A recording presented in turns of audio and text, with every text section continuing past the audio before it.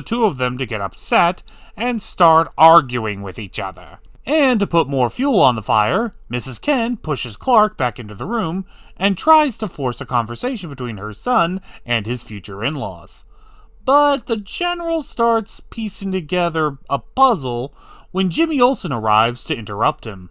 Seeing Jimmy as a lifeline, Clark immediately kidnaps him and takes him straight to the kitchen and reveals that is not only Lois's dad, but also the general that kidnapped him. And it seems as though relying on Jimmy Olsen runs in the family, as the entire Kent household drags him in order to help him fix the problems that they have going on.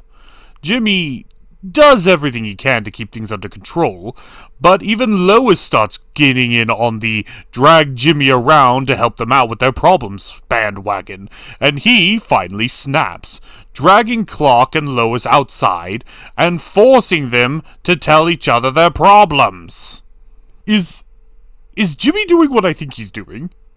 Is he forcing them to confront the truth, and so they could actually come up with a reasonable solution? Did Jimmy just become my favorite character? Thank you, Jimmy Olsen! Thank you! Now we can finally move past the secret-keeping section of this freaking story!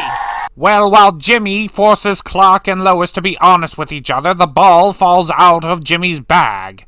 Clark picks it up and accidentally activates it, showcasing all the versions of himself that are tyrannical, evil, monster, psycho bitches. And he is forced to look at his face as he's causing nothing but ruin and destruction. Lois tries to tell him it's not him, but before that can sink in, the kryptonite reveals itself, and this causes Clark to collapse from the sheer radiation of the tiny stone. But that's not the only thing that activates. It appears that Clark's Kryptonian ship is able to sense the kryptonite on floor, and it starts to reactivate accordingly, and I know that symbol. Is that Brainiac? What does Brainiac have to do with this? Anyways, priorities.